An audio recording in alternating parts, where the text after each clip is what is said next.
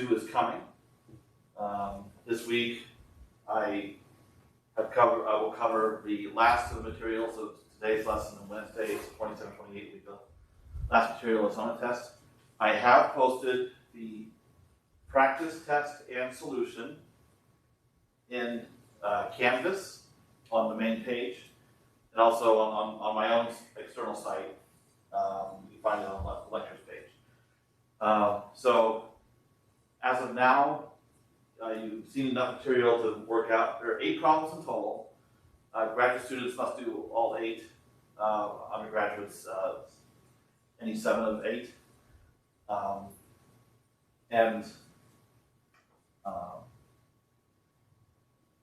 So as of now, you've seen enough material to do 6 out of the 8. We'll get one more down today, then you're on Wednesday. Next Monday, April 11th, will be a review. So we'll talk about the practice test at that time. So be sure to look at that and bring your questions. And also give some general tips for certain problems. And then we will not have class on the following Wednesday, April 13th. That's when the test will be posted. And it'll be due on the Friday the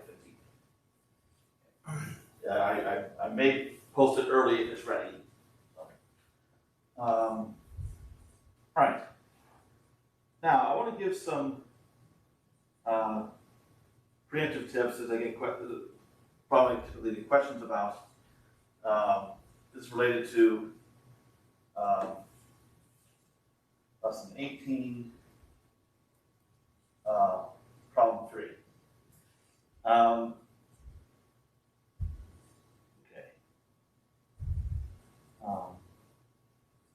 So how to handle the Neumann boundary condition udx of 0t is equal to 0.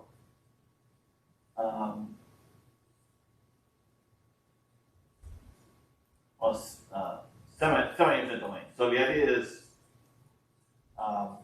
you have a wave equation defined on the half space. X goes from 0 to infinity. So you have a boundary condition at x equals 0. In the notes, I cover the other kind of boundary condition, the Dirichlet boundary condition.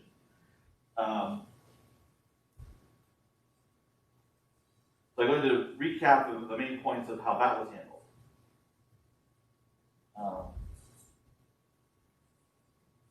Okay, so this is a Neumann boundary condition that the problem asks for. And then it's going to be similar to how you handle the Dirichlet boundary condition, u of 0t equals 0. Okay. So what we have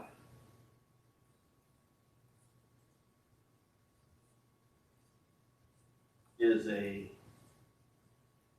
general solution of the wave equation. U of xt is equal to phi of x minus ct plus psi of x plus ct. And the dilemma for these kind of problems on a semi-infinite domain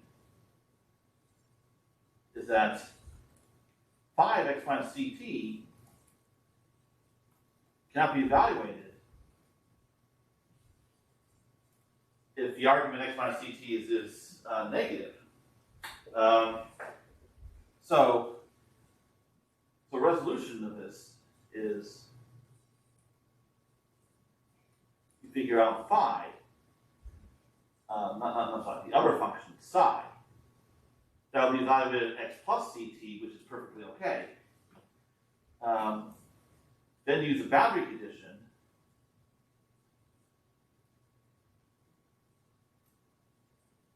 to get the other function, phi. And that's true for both boundary conditions. The details are a little different, that's all. Okay. Now, I need to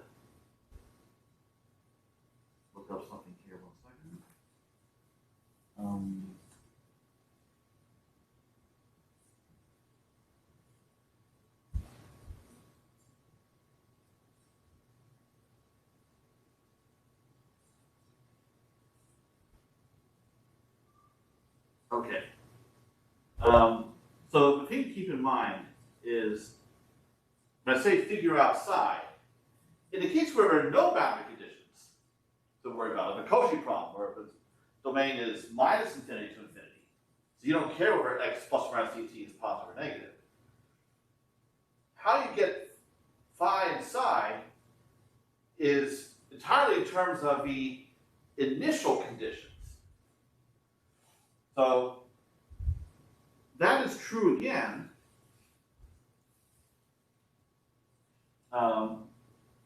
That you can. So really what you can do is you can use the old formula for psi, but obtain using initial conditions. And since it's evaluated at a non-negative argument, there's not going to be any issue with it. Okay. All right.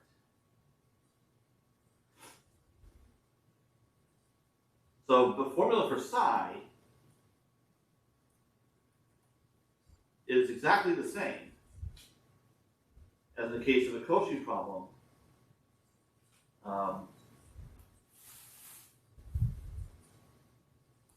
Find infinity to infinity. This is coming from lesson 16 notes. You'll find it there, and it's repeated in the lesson 18 notes. So you just go ahead and use that. So what I'll do is I will repeat how it was done for additionally boundary conditions so that you can adapt that to the non boundary condition on homework.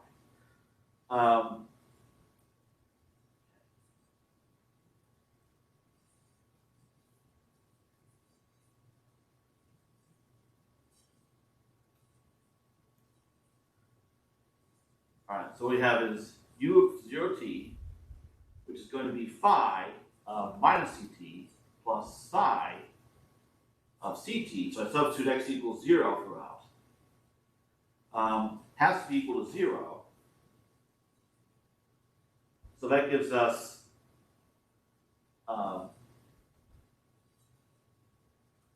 so if I can find a new variable, I'll call it z, just to distinguish from anything else. Z be equal to minus ct.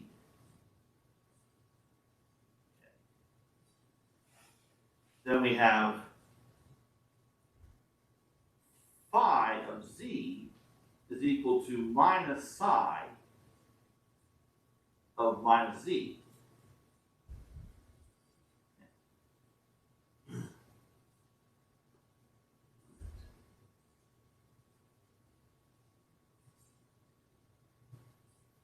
And that's how you get the solution formula. So that's why you end up having formulas involving ct minus x instead of x minus ct. We need to negate. All right. So that's the main step right there. So psi is already determined from the initial conditions, using boundary condition to determine phi from psi, using this formula here.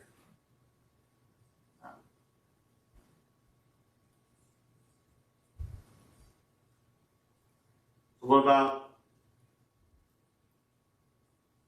boundary condition from homework? Same idea. So to require u dx 0t equals 0 in a general solution. So you would apply that here. And the difference will be, whereas with the previous boundary condition, you get a relationship between phi and psi, here you get a relationship between psi prime and phi prime. So the extra step we need to do is integrate. Whoops.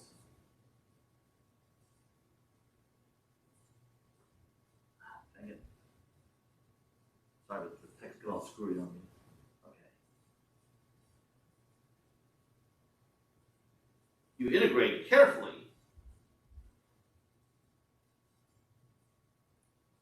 And you get a relationship that will be a little different from this one between psi and phi.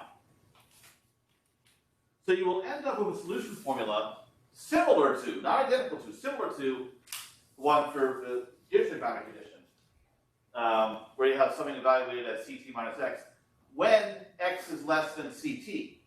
When x is greater than or equal to Ct, you still fall back on D'Alembert's solution.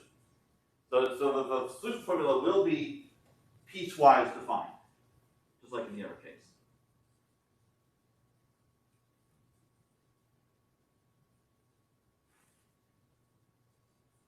All right. So any questions about this homework problem, which I imagine anyone who has already attempted it may have run into the difficulties?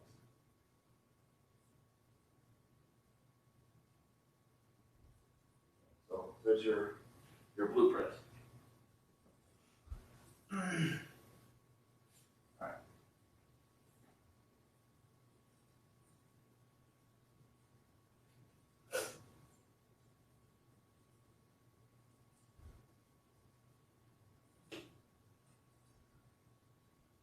Okay. The other thing I want to mention with a test coming up.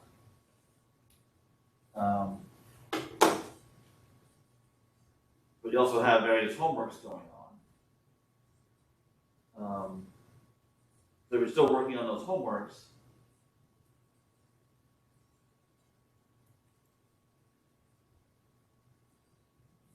I want to use the homework to help yourself prepare for tests.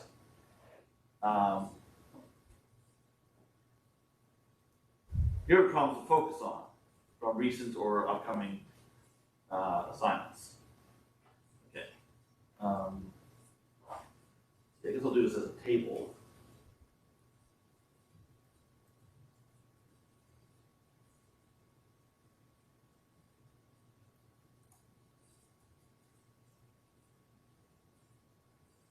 Come on. I'll do this too.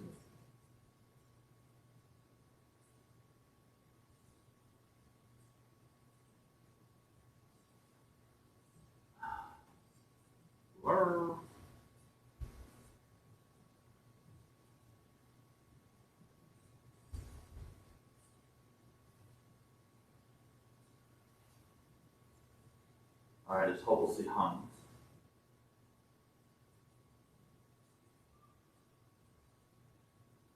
Let's try this again. Hopefully it didn't lose too much where I just typed. That could be a problem.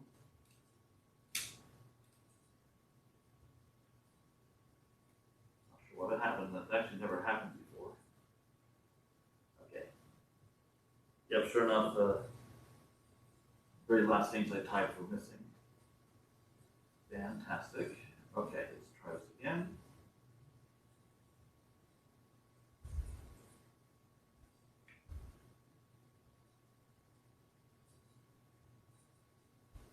Okay.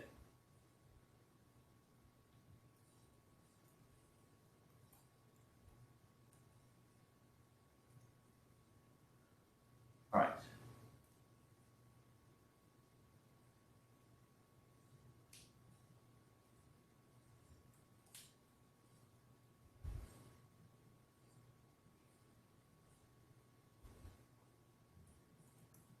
So what I'll do is I'm going to type out certain lessons, which problems are most relevant to the test. Okay.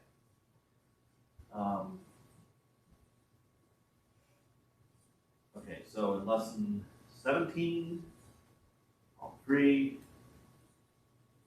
18, problem 1, 20, problem 4, 25, problem 1. Those lessons were skipped. So there are like lessons 23 and 24. So I'm not putting problems in the test related to that material. wrong one.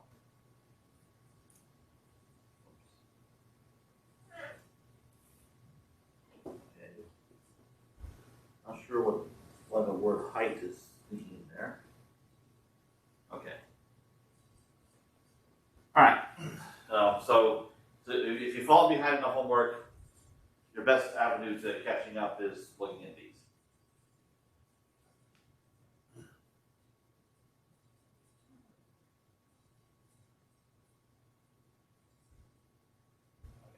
Still recording, good deal. Never know. Okay. So now I will begin the new material for today. Method of characteristics for certain PDEs that are first order. Every PDE we've looked at so far, like heat equation, wave equation, has at least had some second derivatives in it. Here we're looking at just first order equations, where you have certain tools that are available to us that would not be in the second order case. And the method of characteristics is one of them. Very helpful solution technique. So here's a problem we're going to consider. So it's a Cauchy problem defined on the entire real line. So we don't have to think about boundary conditions. Think of this. They're quite a pain. So we have some coefficient times UDX, plus some coefficient times UDT, plus another coefficient C times U is 0. So this is a linear PDE. So today I'm going to show you method characteristics for a linear first order PDE. And then on Wednesday we'll look at some that are quasi-linear. But the method is largely the same. And then here's our initial condition, U is equal to F on the entire real line.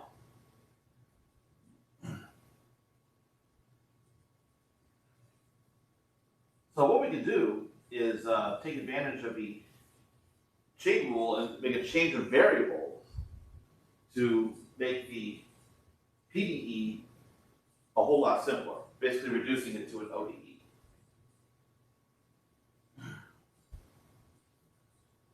The idea is our independent variables are x and t. So we're going to change it to new independent variables that simplify matters.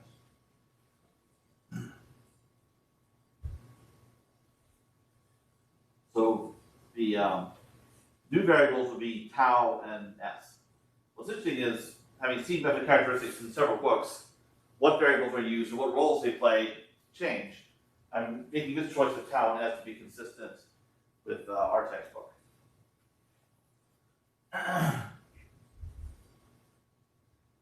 So what you do is, so first item, you set up these two initial value problems for dx, ds, and dt, ds. So these problems are used to define your change of variables. And all you do is, you take the coefficient of du dx, and that's dx ds.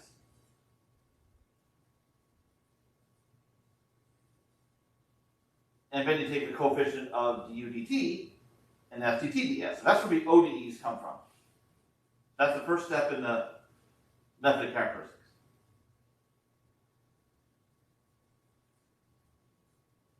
Then, the initial values come from where the initial condition is defined. Now, in this problem, I'm going to make a note of this because this will be relevant for the homework. The initial condition is defined on the x-axis. In other words, corresponding to t equals 0. So that is why the initial value of t is 0.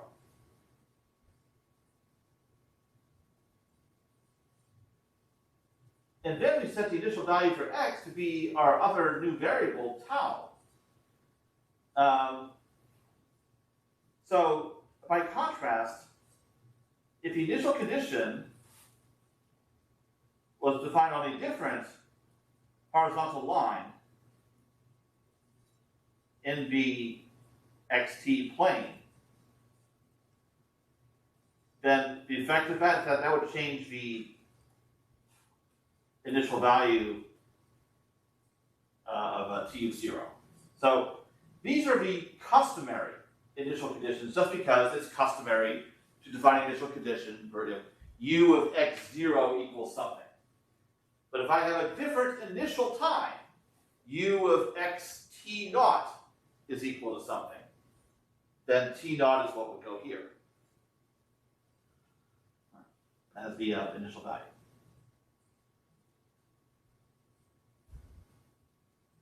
Now, the reason why we define these initial value problems is that it paves the way for simplifying the PDE. So here's the left side of the PDE, as before.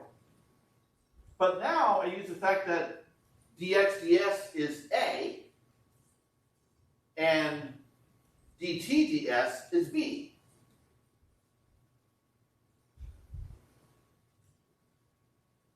So that gives us these terms here. U dx dx ds plus u dt dt ds. By the multivariable chain rule, actually I'll fill that in here, multivariable.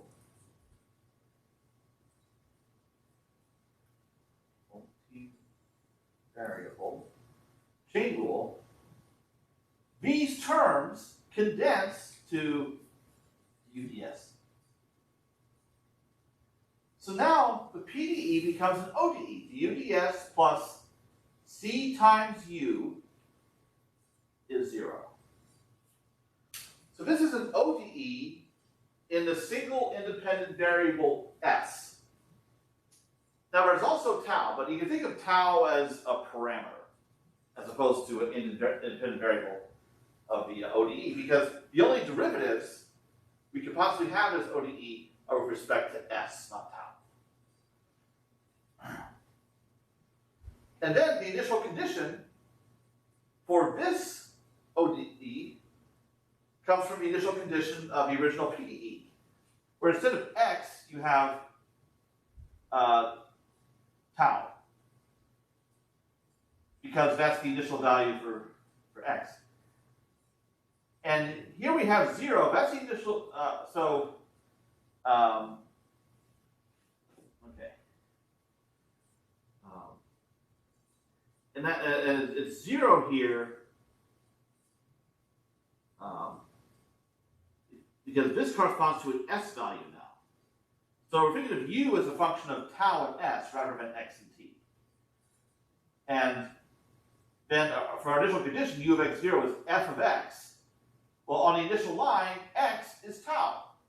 So that's why we have f of tau here. So by contrast,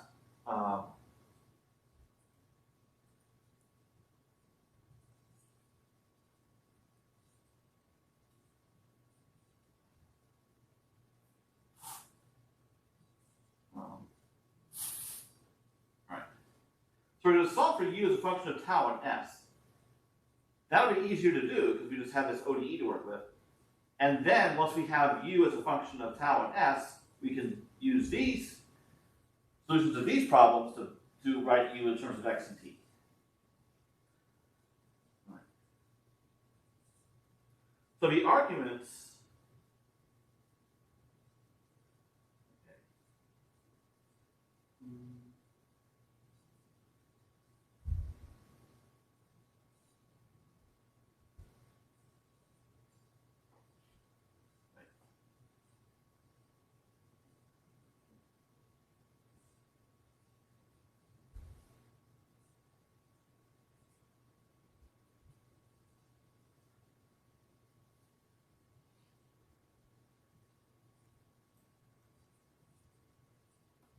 So the reason I pointed out is that even if initial time t is non-zero, so instead of starting t equals 0, you start t at some other value, t naught. It still corresponds to s equals 0.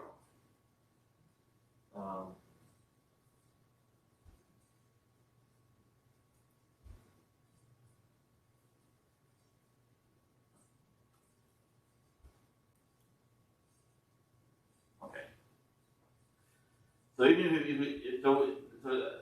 we have a different initial time, that would be reflected up here in this initial condition.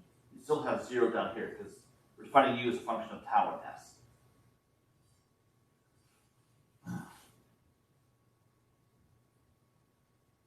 Okay, so now we have this ODE and this initial condition. We go ahead and solve it. That gives us our solution u, but as a function of tau and s.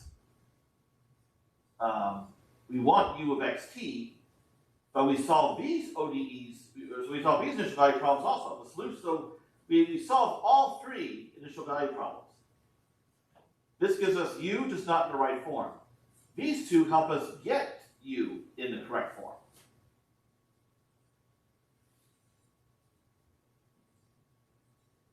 And then we're done. Then we have u of xt. And that's called the method of characteristics. So the change of variable, tau and s, that are determined by the first two ODEs, define what are called characteristic curves, x and t as functions of s. And you can think of tau as a parameter. So the idea is the initial data is going to propagate along these curves. So these curves all start where the initial condition is defined, usually the x-axis. And then as time moves forward, the initial data is moving in some way along those curves. So as far as how to interpret the variables tau and s indicates points along a characteristic curve. So each characteristic curve, there are infinitely many of them, are functions of s. The tau coordinate indicates where the curve begins. So tau is used to identify a curve. S is used to parameterize each curve.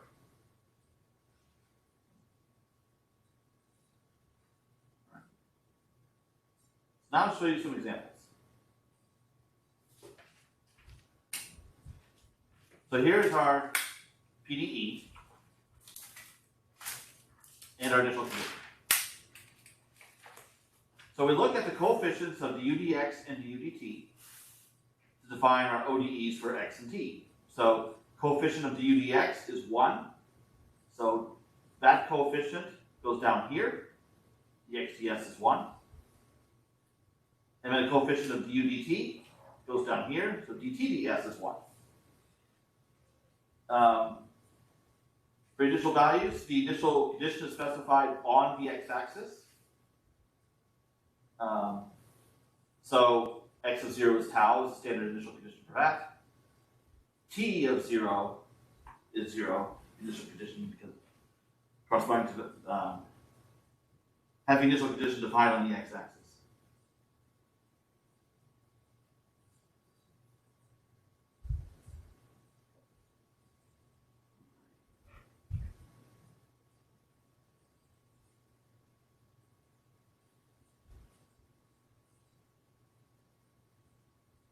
Now,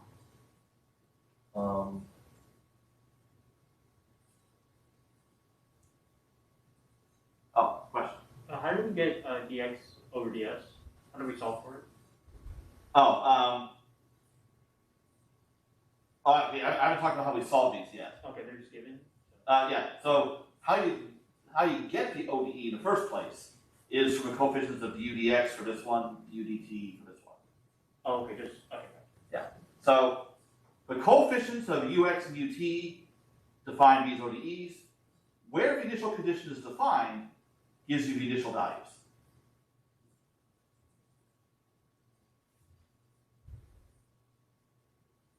Now in this case, because the right-hand sides are just constants, really because they're not, even if they're just functions of s, we can just integrate both sides.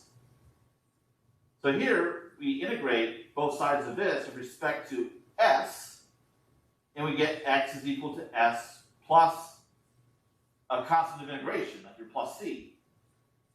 But the initial value is the plus c. So x is equal to s plus tau. Similarly, we integrate both sides of this. T is equal to s plus a constant of integration, but because the initial value of t is 0, constant of integration is 0. So we have t equals s. This is what usually happens. T is equal to s. Okay, it doesn't always work out that way, but often it does.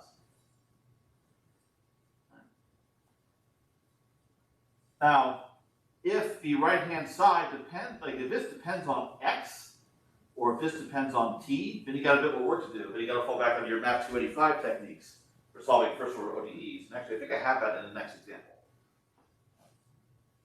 So that just depends on what the coefficients of ux and ut are. So now we have x and t defined in terms of s and tau.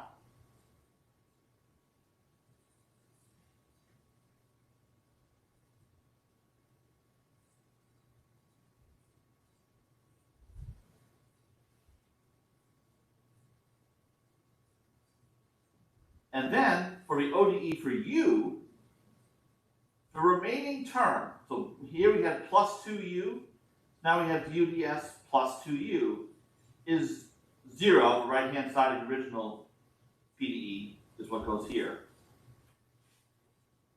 And then the initial value is your initial data, sine x, but instead of sine x, you have sine tau. That's the initial value of x.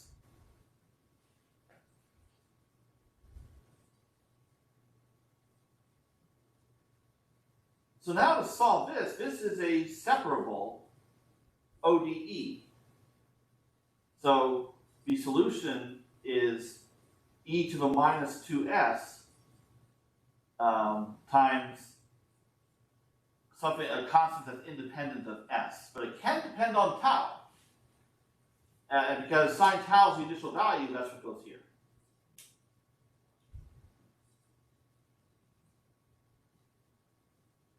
So if you don't remember offhand how to solve these, you can always treat this as a separable equation. You have like, you can write it as 1 over u du is equal to minus 2s, and you integrate both sides, and you solve for u, and that gives you e to the minus 2s times the constant. So now we almost have a solution. The trouble is it's in the wrong variables. It's a function of tau and s. We want it to be a function of x and t. Okay, actually I'm showing you here how you solve this ODE. And that's what I was saying. You could write this way. Integrate both sides. Those you get a constant of integration. And then you rearrange this to get u, and that's how you know it's e to the minus 2s times some constant. Because of, and when you set s equal to 0, you have to get sine tau. So that's how this constant has to be equal to sine tau. Are any questions about solving this ODE?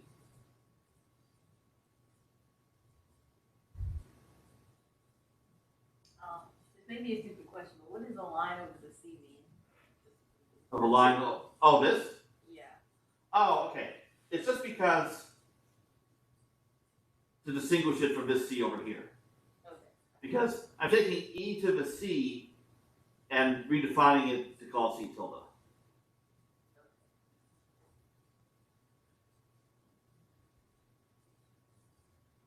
But it's still playing a role of an arbitrary constant. So now I have to get this back in place in terms of x and t. And for that, I can use these equations. Because s is t. And then tau, I can rearrange this, and I get tau is x minus s, but it's also x minus t. So that's how I get here, from here, sine tau to sine x minus t. And then e to the minus 2s becomes e to the minus 2t. So now I have a solution in terms of x and t that I'm done.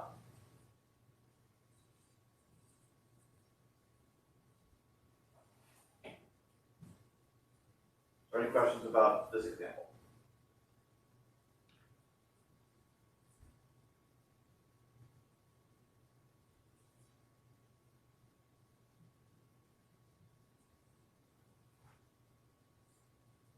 I have one more.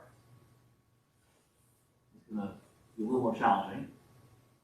I don't have a specific conditional condition here, but still I can show the process of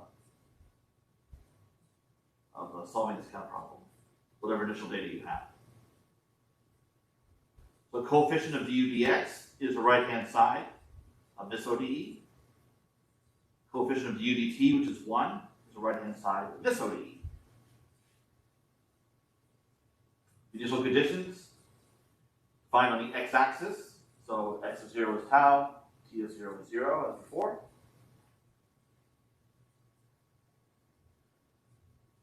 So dx, x is equal to its own derivative. That means it's equal to e to the s times the constant. Because of the initial condition, that constant is tau.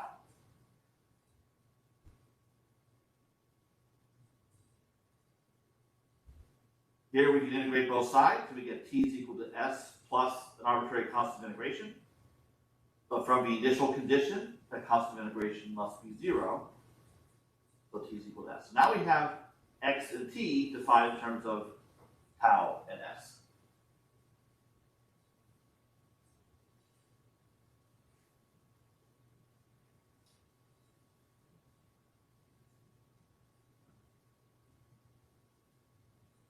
Now as for the ODE for u, here we have this part becomes du ds, as I showed you at the beginning. Then you have this extra term, tu, but that term, tu, has to be written in terms of not x and t, but rather tau and s. But t is s, as we've already found. So that's how the ODE becomes du ds plus s times u is 0. And then the initial value is f of tau that comes from the initial condition, f of x from before. Because on the initial condition, x is tau.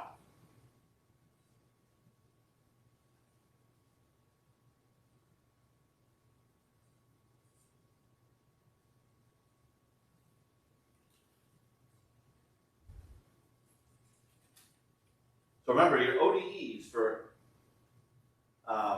x, xt and s have the first two of x and t as dependent variables. But the only independent variables you're allowed to have are tau and s.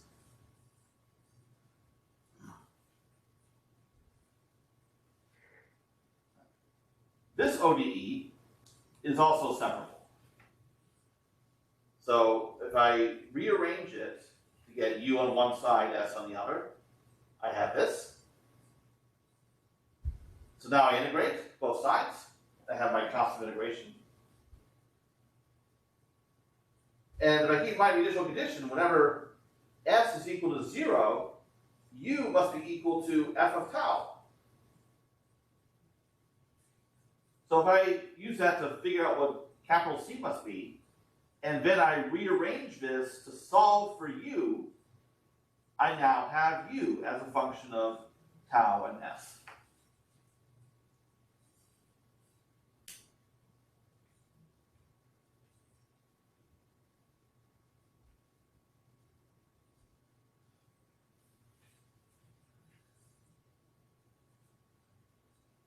Sure enough, you can see if I set s equal to 0, the exponential will become 1. So u of tau 0 is f of tau, which is what we're supposed to get up here.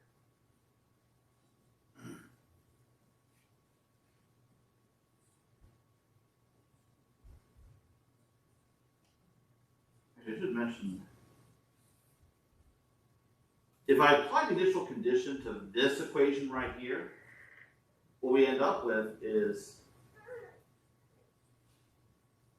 c is equal to natural log of f of tau.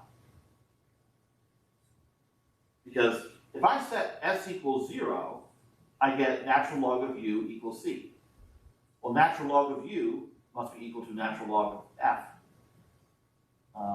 So I could fill this in for c, and then solve for u, which gives me this.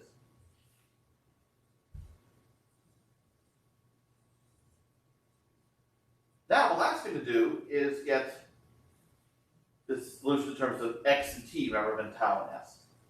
So for that, I go back up here. Well, t and s are the same, so that helps. And then I can use this equation and rearrange it to solve for tau. So I get tau is equal to x e to the minus s, but that's the same as x e to the minus t because t is s. So replacing s of t here, solving for tau in terms of x and t and filling it in here, I have my solution in the form I need as a function of x and t, and I'm done.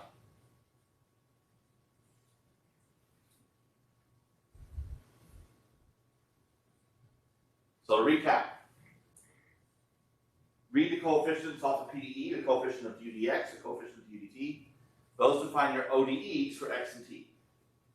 Where the initial condition is defined, usually the x-axis gives you the initial values for the ODEs for x and t. You can go ahead and solve those to get x and t in terms of s and tau. Then the PDE condenses to du ds plus whatever remains of a PDE is equal to 0 when it's written in this form. Here's the general form. Before you start, make sure the PDE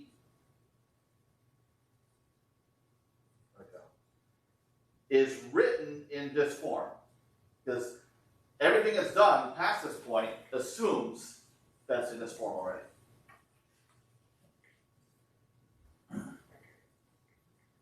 So when you define your ODEs for x and t, remember, this part of the PDE condenses to du ds, and then you have plus the rest of the PDE is equal to 0. So now you solve this ODE with this initial condition. That's a lot simpler than the original. That gives you u as a function of s and tau. Use the ODEs for x and t that you solved earlier to rewrite the solution as a function of x and t. Because you can take you have x and t defined as functions of s and tau, you just reverse them. Solve for tau and s in terms of x and t to go back. And that's the method of characteristics.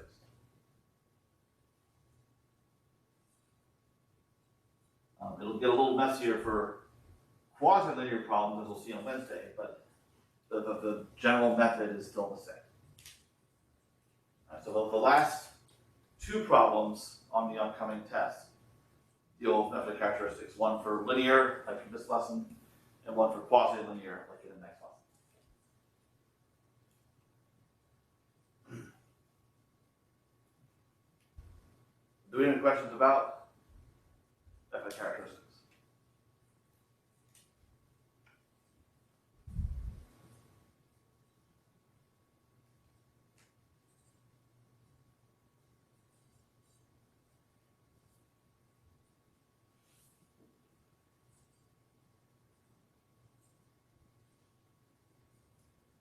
What we see here is u of xt is just the initial data, but at a certain point that depends on what x and t are, and then we have this damping factor in front. So in this sense, the initial data is propagating along characteristic curves, but not unchanged. And because of this expression here, you can, the characteristic curves are, let's see. If anything, as t moves forward, this is going to 0, actually fairly quickly. So the initial data at x near x equals 0 is what matters more as t moves forward.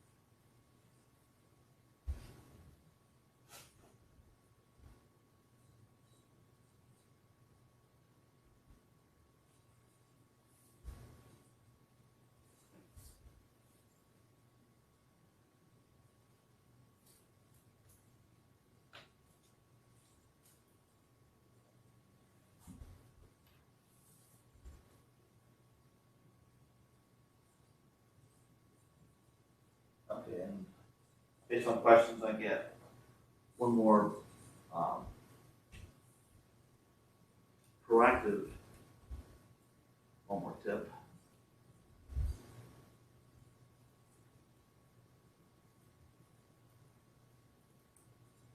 Okay, so something to keep in mind is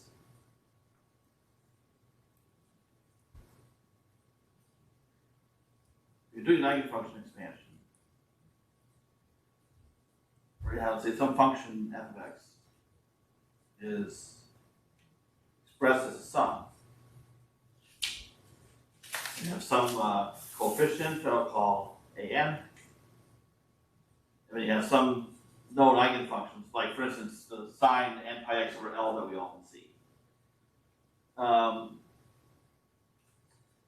Okay. So because the eigenfunctions in question are orthogonal, we have this formula, which is what I gave you way back in lesson 9.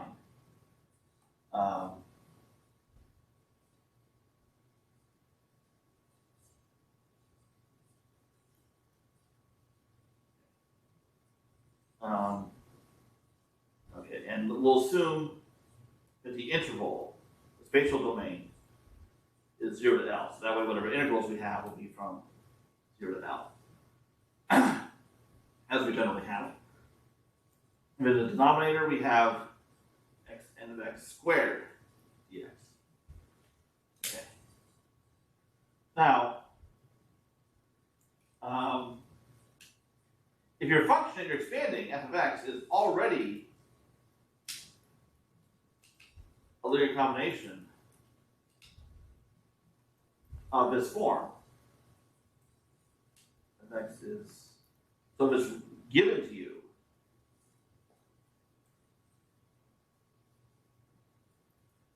like maybe it's selected once, these coefficients are unique.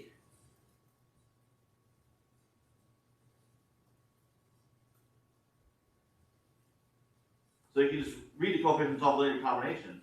Like for instance, if your eigenfunctions are sine n pi x, and the function you're trying to make an expansion of is, say, sine 5 pi x, then you have a5 is equal to 1, all over an is equal to 0. Now, if you were to use this formula anyway,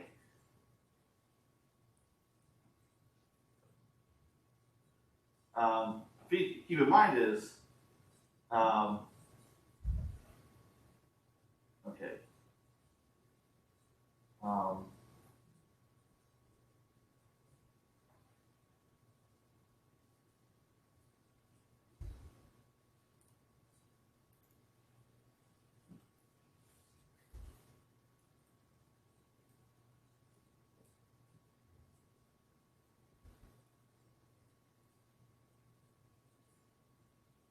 so going back to my example, like suppose my function f of x is sine 5 pi x. So I can go ahead and compute this. I have integral from, say, 0 to 1 of sine 5 pi x times sine n pi x. Well, how I would evaluate the integral depends on whether n is equal to 5 or not. If n is not equal to 5, then I can use a product sum formula, and I'll get a result 0.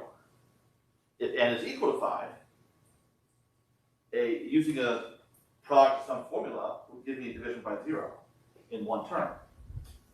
So instead, I use a half angle identity. So then I can see what the result will be in that case. Okay. So that's something to be careful of. That if you're using this to compute coefficients, which is not the most efficient in this case, but you're always getting 0, it's because there's exceptional cases that you have to take into account.